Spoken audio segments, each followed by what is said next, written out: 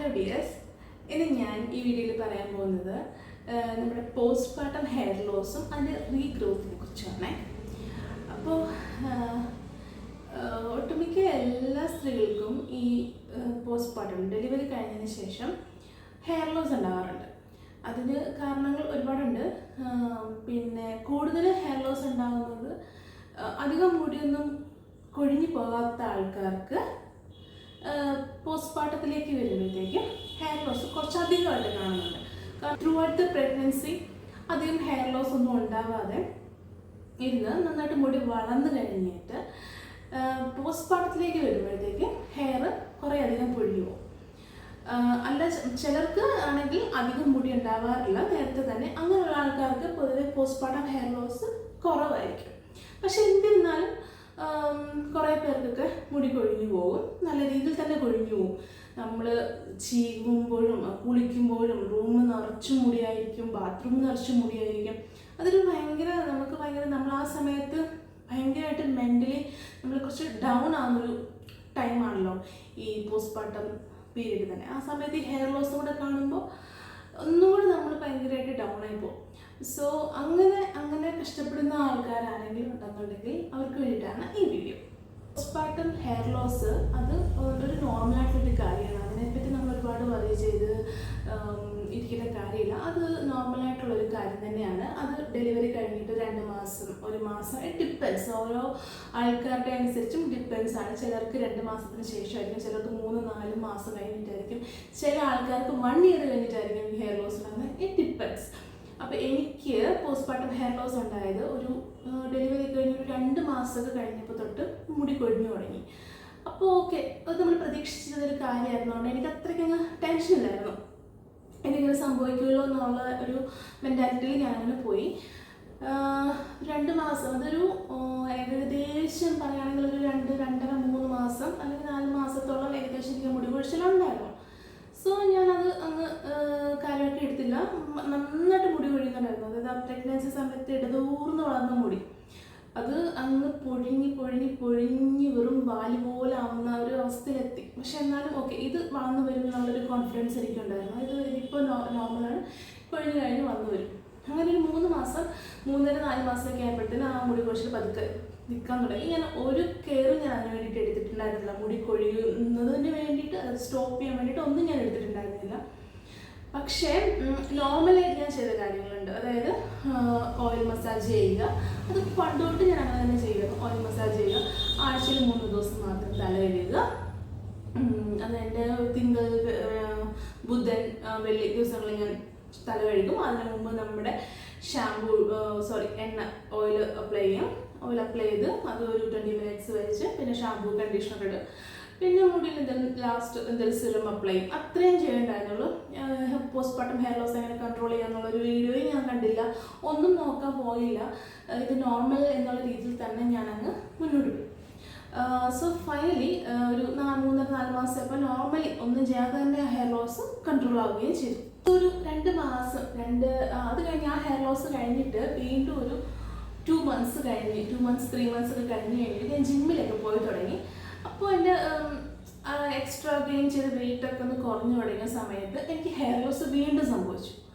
അപ്പോൾ എനിക്ക് മനസ്സിലൊരിതായിരുന്നു, ഓക്കെ, ഇത് സംതിങ് അല്ല, ഇത് ഇങ്ങനെ ശരിയാവില്ല, ഇങ്ങനെ ആവില്ല, ഇങ്ങനെ ഉണ്ടാവാൻ സാധ്യതയില്ലല്ലോ എന്നുള്ളൊരു തോട്ടായിരുന്നു. പക്ഷെ ഞാൻ ഗൂഗിളിൽ നോക്കി, യൂട്യൂബിൽ നോക്കി. അന്നേരം ഇങ്ങനെ പലരും പല അഭിപ്രായങ്ങൾ പറയുന്നുണ്ട്.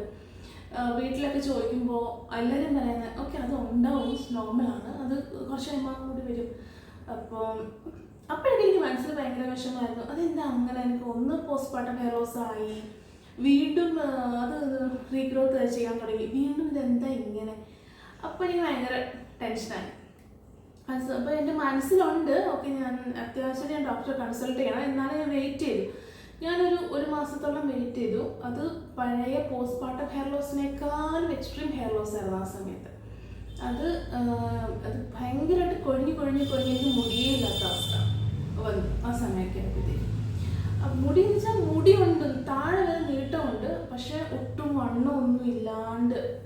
എന്താ പറയുക, ഞാൻ വീണ്ടും ഒരു ഡിപ്രഷനിലേക്ക് പോകുന്ന പോലെയൊക്കെ എനിക്ക് ഫീൽ ചെയ്തു. ഞാൻ ഡിപ്രഷനിലേക്കൊന്നും പോയില്ല, അങ്ങനെയൊക്കെ ഫീൽ ചെയ്തോളൂ. ഇങ്ങനെ ആ ഹെയർ ലോസ് കണ്ട മാത്രം മുടി കൊഴിഞ്ഞു പോയി ആ ഒരു സെക്കൻഡ് സ്റ്റേജിൽ വന്നപ്പോൾ.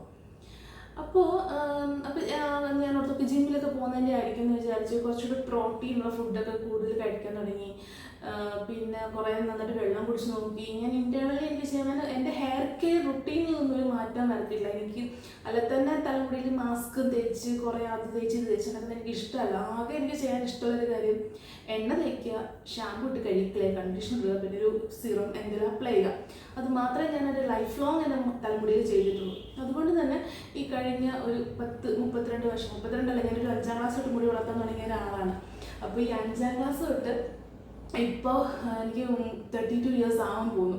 ഈ സമയം വരെ എനിക്ക് ലോങ് ഹെയർ ആയിരുന്നു. 32 എന്ന് പറയാൻ പറ്റില്ല, 31 ഇയേഴ്സ് വരെ എനിക്ക് ലോങ് ഹെയർ ആയിരുന്നു. അപ്പോൾ ഈ ലോങ് ഹെയറിന് ഞാൻ ഒന്നും തന്നെ ചെയ്യാത്തൊരു വ്യക്തിയായിരുന്നു. അത് ജസ്റ്റ് ഈ കാര്യങ്ങൾ മാത്രം, ഓയിൽ മസാജ്, അത് ഹോട്ട് ഓയിൽ മസാജ് ചെയ്യും, ഷാമ്പു കണ്ടീഷണർ, അതിനപ്പുറം ഞാൻ ഒന്നും ചെയ്തിട്ടുണ്ടായിരുന്നില്ല. അപ്പോൾ എനിക്ക് ആ സമയത്ത് ഞാൻ വേറെ ഒന്നും തലമുടി ട്രൈ ചെയ്യാൻ പോയില്ല. ഒരു എണ്ണയായിട്ടോ വേറെ എന്തെങ്കിലും എണ്ണയോ ഒന്നും ഞാൻ ട്രൈ ചെയ്യാൻ പോയില്ല. ആകെ ഞാൻ ചെയ്തൊരു കാര്യം, അന്നേരം ഉപയോഗിച്ചിരുന്ന ഷാമ്പു ഒന്ന് മാറ്റി വേറൊരു ഷാമ്പു ഇട്ടു. അതുകൊണ്ട് വലിയ പ്രത്യേകിച്ച് പ്രയോജനമൊന്നുമില്ല. പക്ഷെ എൻ്റെ ഒരു സമാധാനത്തിന് വേണ്ടി ഒക്കെ ഇനിയിപ്പോൾ ഞാൻ യൂസ് ചെയ്ത ഷാമ്പൂവിൻ്റെയാണോ അത് ഞാൻ കുറേ നാളായിട്ട് തന്നെ ഞാൻ ലോറിയൽ പാരീസിൻ്റെ ഹൈലോറോണിക് ആസിഡ് ഷാമ്പൂ തന്നെയാണ് യൂസ് ചെയ്തത്. അതെനിക്ക് നല്ല കംഫർട്ടബിളാണ് ആ ഷാമ്പൂ. എനിക്കൊരു കുഴപ്പമില്ല, അതിനെപ്പറ്റി എനിക്കൊരു നെഗറ്റീവ് റിവ്യൂ ഇല്ലാത്തൊരു ഷാമ്പൂ എനിക്ക്. സോ ഞാൻ അപ്പോൾ നോക്കി ഇനി കുറച്ച് മൈൽഡ് ഷാമ്പൂ യൂസ് ചെയ്യാമെന്ന് വിചാരിച്ചിട്ട് ഞാൻ വേറൊരു ഷാമ്പൂ മാറ്റി നോക്കി. പക്ഷേ എൻ്റെ ഹെയർ ലോസിന് മുടി കൊഴിച്ചിൽ ഒരു ശമനം ഉണ്ടായിട്ടില്ല. ഓക്കെ, അപ്പം ഞാൻ എന്നാ ചെയ്തു, എനിക്കൊന്നും ചെയ്യാനില്ലായിരുന്നു. എനിക്ക് പിന്നെ വേറെ മാസ്കുകൾ മുടിയിലിടുന്നതൊന്നും എനിക്കിഷ്ടമുള്ള കാര്യമില്ല, ഞാൻ ചെയ്യാൻ പോയില്ല അതൊന്നും. അപ്പോൾ ഇങ്ങനെ മനസ്സിലിങ്ങനെ പറയുന്നുണ്ട്, മനസ്സിലിങ്ങനെ ഒരു തോട്ട് വരുവാണ്, നമ്മളൊന്ന് ബ്ലഡ് ടെസ്റ്റ് ചെയ്ത് നോക്കണം, അത്യാവശ്യമായിട്ട് ബ്ലഡ് ടെസ്റ്റ് ചെയ്ത് നോക്കണം എന്നൊരു തോട്ട് ഇങ്ങനെ വന്നുകൊണ്ടിരുന്നു. ഞാൻ പിന്നെ ഒരു മാസം വെയിറ്റ് ചെയ്തു, ഒരു 1.5 മാസം ഞാൻ വെയിറ്റ് ചെയ്തു. അന്നേരത്തേന് ഓൾമോസ്റ്റ് എൻ്റെ മുടി മൊത്തം കൊഴിഞ്ഞ് ഇല്ലാണ്ടാവാറായി. അപ്പോൾ ഭയങ്കര വിഷമമായി. പിന്നെ ഞാൻ രണ്ടും കൽപ്പിച്ച് ഒരു ദിവസം പോയിട്ട് എൻ്റെ ബ്ലഡ് ടെസ്റ്റ് ചെയ്ത് നോക്കി. ഞാൻ മെയിൻ ചെയ്തത് തൈറോയ്ഡ് ഫങ്ഷൻ ടെസ്റ്റ് ചെയ്ത് നോക്കി, പിന്നെ വൈറ്റമിൻ B12, പിന്നെ വൈറ്റമിൻ D, അയൺ, ഈ 4 ടെസ്റ്റ് ചെയ്ത് നോക്കി. ഈ 4 ടെസ്റ്റിൻ്റെ റിസൾട്ട് വന്നപ്പം തൈറോയ്ഡ് നോർമലാണ്, വൈറ്റമിൻ B12 നോർമലാണ്, വൈറ്റമിൻ D കുറവാണ്, അയൺ കുറവാണ്. അപ്പോൾ ഈ റിപ്പോർട്ടുമായിട്ട് ഞാൻ നേരെ എൻ്റെ ഗൈനക്കോളജിസ്റ്റ്, ഞാൻ ഇവിടെ തന്നെ കൺസൾട്ട് ചെയ്തുകൊണ്ടിരുന്നത് എൻ്റെ ഗൈനക്കോളജിസ്റ്റിൻ്റെ അടുത്ത് പോയിട്ട് ഇങ്ങനെ കാണിച്ചു, റിപ്പോർട്ട് കാണിച്ചു. അപ്പോൾ മാഡം എനിക്ക് ഒരു ഫെർട്ടിൻ്റെ കൂടെ ടെസ്റ്റ് ചെയ്യാനോട് പറഞ്ഞു. ഞാൻ ചെയ്യുന്നൊന്നുമില്ല. മാഡം ആകെ പറഞ്ഞത് വൈറ്റമിൻ D ടാബ്ലറ്റ് ഒരു 2 മാസം എടുക്കുക, അത് കഴിഞ്ഞിട്ട് കൂടുതൽ തന്നെ അയൺ ടാബ്ലറ്റ് കണ്ടിന്യൂ ചെയ്യാൻ പറഞ്ഞു. അപ്പം ഓൾറെഡി നമ്മുടെ ഡെലിവറി എല്ലാം കഴിഞ്ഞ് ഒരു 1 മന്ത് കൂടെ നമുക്ക് അയൺ ടാബ്ലറ്റ്സ് മതിയല്ലോ. പക്ഷേ ഞാൻ അങ്ങനെ ആ 1 മന്ത് അയൺ ടാബ്ലറ്റ് എടുത്ത് സ്റ്റോപ്പ് ചെയ്തു. അത് കഴിഞ്ഞിട്ട് വീണ്ടും ഈ ഒരു ഓൾമോസ്റ്റ് ഒരു 7-8 മന്തൊക്കെ ആയപ്പോൾ, പോസ്റ്റ്മോർട്ടം ആയപ്പോൾ ഞാൻ വീണ്ടും അയൺ ടാബ്ലറ്റ് സ്റ്റാർട്ട് ചെയ്തു. അത് ആ മാഡത്തിൻ്റെ അഡ്വൈസോടെ തന്നെയാണ്, ആ ഡോക്ടറിൻ്റെ അഡ്വൈസോടെ തന്നെയാണ് ഞാൻ ടാബ്ലറ്റ് സ്റ്റാർട്ട് ചെയ്തത്. ടാബ്ലറ്റ് യൂസ് ചെയ്തൊരു സ്റ്റാർട്ട് ചെയ്തൊരു 2 ആഴ്ചയൊക്കെ ആയപ്പോൾ തന്നെ മുടി കൊഴിച്ചിൽ കുറയാവുന്ന പോലെ എനിക്ക് തോന്നി. കുറയുന്ന പോലെ തോന്നിയാൽ അത് കുറഞ്ഞു വരുന്നുണ്ടായിരുന്നു. എമൗണ്ട് ഓഫ് ഹെയർ ഫോൾ അത് നന്നായിട്ട് കുറഞ്ഞു വരുന്നുണ്ടായിരുന്നു. 1 മാസം എടുത്തു, 1.5 മാസം എടുത്തപ്പോൾ തന്നെ അത്രയും ഉണ്ടായിരുന്ന ഹെയർ ഫോൾ നന്നായിട്ട് സ്റ്റോപ്പായി. അതുപോലെ എനിക്ക് മനസ്സിലായിരുന്നു നമ്മൾ അയൺ കുറവായിരുന്നു, നല്ല രീതിയിൽ എനിക്ക് അയൺ കുറവായിരുന്നു. അന്നേരം അയൺ ടാബ്ലറ്റ് എടുത്ത സമയത്ത് വീണ്ടും ഹെയർ ഫോൾ സ്റ്റോപ്പായി. അത് കഴിഞ്ഞ് വൈറ്റമിൻ D അതിൻ്റെ കൊടുത്ത് ഞാൻ എടുക്കുന്നുണ്ടായിരുന്നു. പിന്നെ ഡെയിലി എത്ര നമ്മൾ വെയിൽ കൊള്ളും, പക്ഷേ ഇവിടത്തേക്ക് വെയിൽ, ഹൈദരാബാദിലൊക്കെ നമ്മൾ ഉച്ച സമയത്ത് വെയിലൊക്കെ കൊള്ളുമെന്ന് പറഞ്ഞാൽ ഭയങ്കര പാടാണ്, ഭയങ്കര ചൂടാണ്. 5 മിനിറ്റ് നിന്നിട്ട് ഇറങ്ങി വരുമ്പോഴത്തേക്ക് കരിയിരിക്കും. എനിക്ക് ഭയങ്കര ആ വെയിൽ കൊള്ളുന്നത് തന്നെ ഭയങ്കര ബുദ്ധിമുട്ടായിരുന്നു. പിന്നെ സപ്ലിമെൻ്റ് എടുക്കുന്നുണ്ടായിരുന്നു. അങ്ങനെ ഏകദേശം ഞാൻ 1.5 മാസം അയൺ ടാബ്ലറ്റ് കണ്ടിന്യൂസ് എല്ലാ ദിവസവും എടുത്തു, വിത്ത് ഡോക്ടർ അഡ്വൈസ്. അങ്ങനെ എടുത്ത ശേഷമാണ് എനിക്ക് ഈ ഹെയർ ഫോളിൽ നിന്നൊരു ആശ്വാസം ഉണ്ടായത്, ഒരു കുറഞ്ഞു കിട്ടിയത്. അതിനുശേഷം എനിക്ക് ഹെയർ ഫോൾ ഉണ്ടായിട്ടില്ല. പിന്നെ അത് കഴിഞ്ഞ് ഞാൻ ഒന്നുകൂടെ പോയി കൺസൾട്ട് ചെയ്തു, ഡോക്ടറിനെ കൺസൾട്ട് ചെയ്ത് ഞാൻ പറഞ്ഞു ഹെയർ ഫോൾ കുറഞ്ഞു. 1.5 മാസം ഞാൻ അയൺ ടാബ്ലറ്റ് എടുത്തു, ഹെയർ ഫോൾ കുറഞ്ഞു. അപ്പോൾ പുള്ളിക്കാരി എന്നോട് പറയുന്നത് ഈ കണ്ടിന്യൂ ടാബ്ലറ്റ് എന്നാണ് പറയുന്നത്. പക്ഷേ എനിക്ക് അങ്ങനെ എപ്പോഴും ടാബ്ലറ്റ് എടുക്കുന്നുണ്ട്, അത് കഴിഞ്ഞ് മറന്നു. പിന്നെ ഞാൻ വീക്ക്ലി 3 days ഒക്കെ ആക്കി, അല്ലെങ്കിൽ 2 days, വീക്കിലി 3 days ഒക്കെ അയൺ ടാബ്ലറ്റ് എടുത്തു തുടങ്ങി. വൈറ്റമിൻ D ഇപ്പം ഉപയോഗിക്കുന്നില്ല. ഇപ്പോൾ ഞാൻ വൈറ്റമിൻ D നിർത്തി. വൈറ്റമിൻ D ഏകദേശം നോർമലായ സമയത്താണ് നിർത്തി. ഞാൻ രണ്ടാമതൊന്നൊരു ടെസ്റ്റ് ചെയ്തു കേട്ടോ. അയൺ ടെസ്റ്റ് വൈറ്റമിൻ ഡി ഞാൻ ഒന്നുകൂടെ ടെസ്റ്റ് ചെയ്തു. അപ്പോൾ രണ്ടും നോർമൽ ആണെന്ന് കണ്ടതിന് ശേഷമാണ് ഞാൻ ഡോക്ടറെ കൺസൾട്ട് ചെയ്തു. ഒരു ടാബ്ലറ്റ് എന്നോട് കണ്ടിന്യൂ ചെയ്യാൻ പറയും, ബട്ട് വൈറ്റമിൻ ഡിക്ക് വേണ്ട. സോ അതാണ് that's my story, like hair fall and regrowth story.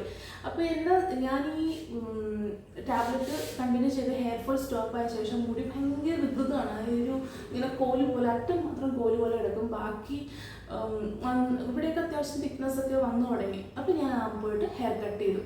അപ്പോൾ ഞാൻ ആ പുള്ളിയോട് ഹെയർ കട്ട് ചെയ്യാൻ പോയടുത്തുനിന്ന് ഞാൻ ആ പുള്ളിയോട് പറഞ്ഞത്, കുറച്ചൊന്ന് നീറ്റാവുന്ന വരെ നിങ്ങൾ വെട്ടിക്കോ, ഒരുപാട് ലെന്ത് കുറയ്ക്കാതെ ഒന്ന് നീറ്റാവുന്ന വരെ വെട്ടാൻ പറഞ്ഞു. പക്ഷെ പുള്ളി വെട്ടി ചെയ്തപ്പോൾ മേളിലായി. പുള്ളിനെ തെറ്റി പറഞ്ഞിട്ട് എനിക്ക് കാര്യമില്ല, കാരണം അത് എന്താ പറയുക, അത് അത്രയെങ്കിലും വെട്ടിയാലേ അതൊരു മെനക്ക് കിടക്കുന്നുണ്ടായിരുന്നു. അങ്ങനെ എനിക്ക് താഴെ വരെ ഉണ്ടായിരുന്ന മുടി, അരക്കെട്ടിന് താഴെ ഉണ്ടായിരുന്ന മുടി, അത് കഴിഞ്ഞിട്ട് എൻ്റെ ബാക്ക് ബോണിൻ്റെ ആ ഒരു ലെവലിൽ വരെ ആയിപ്പോയി. അങ്ങനെ ഹെയർ ഞാൻ കട്ട് ചെയ്ത് വേറെ ഒന്നിനുമില്ല, അടുത്ത മുടി വളർന്നു വരുന്നുണ്ട്. അപ്പം ഏകദേശം എല്ലാം കൂടെ ഒരു 10 വരട്ടെ എന്ന് വിചാരിച്ചിട്ട് അങ്ങനെ കട്ട് ചെയ്തിട്ട് ഇപ്പോൾ ഏകദേശം ഞാൻ കഴിഞ്ഞ സെപ്റ്റംബറിലാണ് മുടി കട്ട് ചെയ്യുന്നത്. ഇപ്പോൾ ഏകദേശം ഇപ്പോൾ ഒരു വർഷം ആവാറായി. ഒരു വർഷം ആവുന്നില്ല, കുറച്ച് മാസങ്ങളായി കണക്കൂട്ടണം. ഓക്കെ, ഇപ്പം ഓഗസ്റ്റ് ആയി, അടുത്ത മാസം. അപ്പോൾ ഇപ്പോൾ ഒരു 10-11 മാസമായി.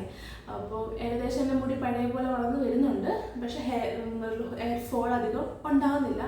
അപ്പം മെയിൻ ഞാൻ ചെയ്ത കാര്യങ്ങളൊന്നാണ്, വേറെ ആരുടെ അഡ്വൈസിന് കേൾക്കാതെ പോയി എൻ്റെ ബ്ലഡ് ടെസ്റ്റ് ചെയ്തു. എൻ്റെ ഇൻറ്റേർണലി എനിക്കുണ്ടായിരുന്ന ആ ഒരു പ്രോബ്ലം കണ്ടുപിടിച്ചു. എന്നിട്ട് അത് ട്രീറ്റ്മെൻറ്റ് ചെയ്തു. അപ്പോൾ തന്നെ ഹെയർ ഫോൾ കൺട്രോളായി.